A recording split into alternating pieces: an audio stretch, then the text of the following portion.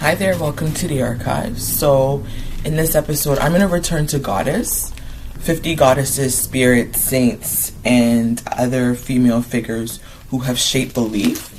And so, it's written by Dr. Janina Ramirez, and it's illustrated by Sarah Walsh. Okay, so in this one, we're going to go to Japan. So we're going back to Japan. We've been to Japan already, and we're going to talk about, I think we did Japan when we talked about Izanami. Now we're going to talk about Izanami's daughter. Okay, so remember, we did Izanami and her husband Izanagi. Do you remember? They were the first beings in Japan. In the Shinto religion, there's the two first being was Izanami and her husband Izanagi. So again, kind of like the yin and the yang we saw earlier with Taoism, right? Masculine, feminine coming together. The Japanese Shinto goddess Izanami has a complicated relationship with life and death. So she created all of existence, but was eventually killed, giving birth to the goddess of fire. Okay, so she then descended into the underworld as a guardian of the dead. The story of Izanami's life and death. So we're going to talk about Amaterasu. Okay, so this is the image. Gorgeous, gorgeous. So Amaterasu is the Japanese sun goddess and the mother of emperors. And so, again, Japan, we're going to Tokyo. Japan's capital is Tokyo. Japan is an island off the coast of East Asia, I guess you would consider it there. So Amaterasu is the oldest and the most beloved daughter of the creator gods Izanagi and Izanami, who we've already talked about. I might post one of their videos a little bit later so we can get a refresher on who Izanami was. Okay, her daughter Amaterasu is the goddess of the sun. Again, this is very different because in most traditions the sun is masculine, the sun is male, right? The moon is usually seen as feminine, the moon is motherly, the moon is grandmother, but the sun across most cultures is a masculine terrain. So Amaterasu is already defying what a lot of cultures says by being the goddess of sun. Right? To me, right away, it's like, oh, she's embodying what we traditionally think of as a masculine terrain. And same with the moon is the brother moon. So that's the reversal. Most cultures, it's the moon is feminine, the sun is masculine. In Japan, within the Shintos, it's a reverse, okay? The moon is masculine here, and the sun is feminine. Although maybe it's still masculine, but the woman is the one who embodies that. And maybe the moon is still feminine, but it's a man who embodies that, right? So even though we're doing the gender binary, it's still disrupting gender as how most people see it. So Amaterasu, she's the oldest of their daughters. She's a sun goddess and goddess of the sun, which is shown on the flag of Japan. I actually didn't know that was what was the flag of Japan, because if you notice, Japan has a red dot there on its flag. So Japan's flag is white with a red dot. It's a sun. So she symbolizes that. All of the emperors of Japan are said to be descended from her through her grandson, Ninigi. So that's why she's a mother of all of the emperors. Okay, all of the emperors in Japan are said to descend from her grandson, Ninigi. This is how the imperial family claims the right to rule. They say that it was given to them by the Queen of Heaven herself. And this is on page 102. Okay, so followers of the Shinto religion, again, the Shinto religion is like the indigenous native religion to Japan before Christianity. Okay, so again, this is before Christians converted folks into Christianity. Shinto is the original traditional religion of the Japanese. So Amaterasu is a heart of Japanese spiritual life. As the sun, it says, as the sun moves across the sky and night follows day, so the goddess brings order, light, and purity to humans. She lives in the high plains of heaven, Takamagahara. Did I say that right? Takamagahara, which is connected to earth by the floating bridge Ame-no-ukihashi.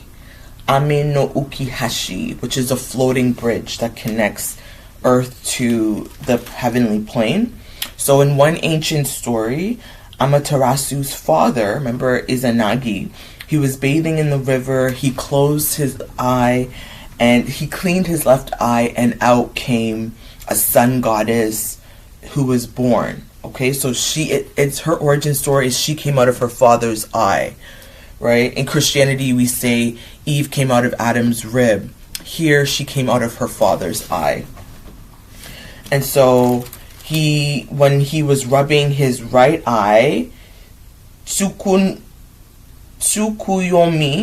did I say that right? Tsukuyomi, the god of moon, appeared. And as Izanagi rubbed his nose, the storm god, Susanoo, appeared too. So the Izanagi, he rubbed his left eye. The sun god Amaterasu was born. He rubbed his right eye. The god of the moon appeared, and he rubbed his nose, and the storm god was appeared. So those are the children.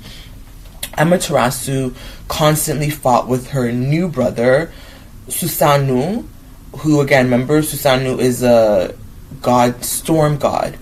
And so they constantly fought, and he would cry, and he had troublesome behavior, and it soon made their father angry. The dad was like, please just stop talking already. Okay, stop crying, son. And so before leaving, angry and alone, he went to say goodbye to Amaterasu in the heavenly home. This is the brother, right? So she was a little bit suspicious of her brother.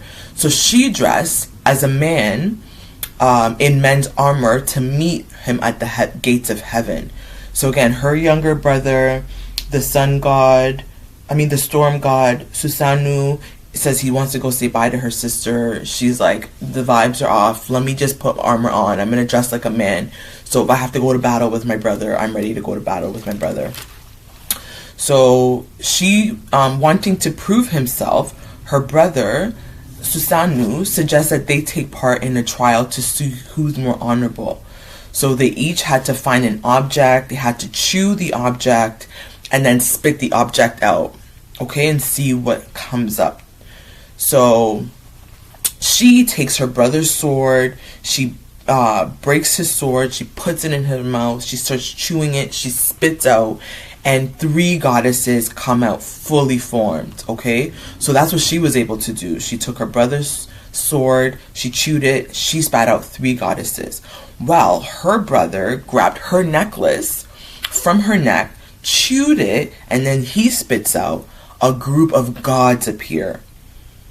Okay, so she had 3 goddesses. I don't know what it says, a group of gods. So how many gods was that? 3, 4 gods. But basically, he said that he won because he spat out men and she spat out women. And she was like, "Wait, so you're trying to tell me that the female goddesses are less important than the male goddesses?" And to her, this was an insult to her and all women.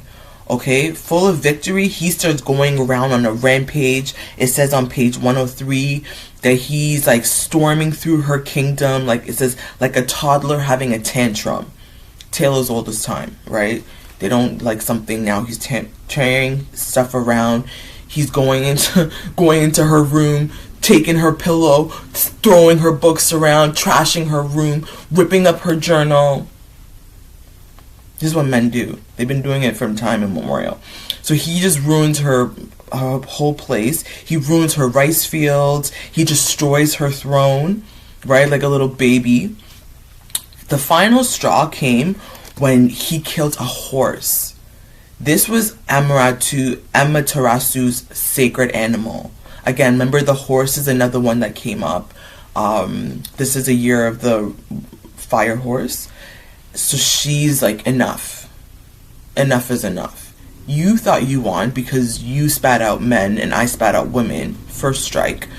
Then you went around and destroyed my palace, my kingdom. Second strike.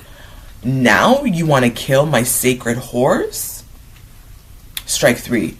So she starts he killed the horse by throwing it at his sister's weaving loom, and it also killed one of her maidens as well too. So she's like, you are out of control. So disgusted and fed up with her brother, she goes to hide in the heavenly rock cave. So she shuts herself away. All of the light went out of the world. So she removed herself. She said, oh, you want to destroy me? I'm not even going to engage. I'm going to remove access. I'm going to talk about Oshun next. And this is exactly what Oshun does. I'm not arguing with you. I'm just going to remove myself. You think you want to destroy me and everything I have because you think I'm so small? Let me remove myself. Let's see how long you survive without the sun. How about that? Oshun does the same thing. Let me remove myself and I'm going to take all the waters on earth. Let's see how long you men can live without water. That's what Oshun did. We're going to get into Oshun's story. Here in Japan, Amaterasu removed herself. She said, I'm not fighting with you. You keep doing what you... How long will you last without the sun? How about that? We can't last without the sun. All of us need the sun. Without the sun, we are nothing. Just like without water, we are nothing. So all light went out in the world. Without the light and the heat of the sun, everything began to die. The gods and the goddesses, they were scared that what they were seeing. They gathered outside her cave. They tried to lure her out. Nothing worked. She said, I have had enough is enough. You want to act like you don't need me? Fine. Let me remove myself. Enjoy your life without me. So eventually they begged the goddess of joy, Ame-no-ukihashi, to start dancing. As everyone cheered and laughed, Amaterasu became curious. What could be so interesting out there? So she peeked out. She'd never seen her reflection before. So she wondered what this magnificent and powerful looking goddess might be. Entranced by her own reflection, she came out of the cave, and light and warmth flooded back into the world. So basically she was manipulated back, you know? And so it says that she continues to be worshipped at the grand shrine in Ise? How do you say that? Ise? Which is one of Japan's most holiest sites. Is visited by thousands of people, different tourist pilgrimages every year.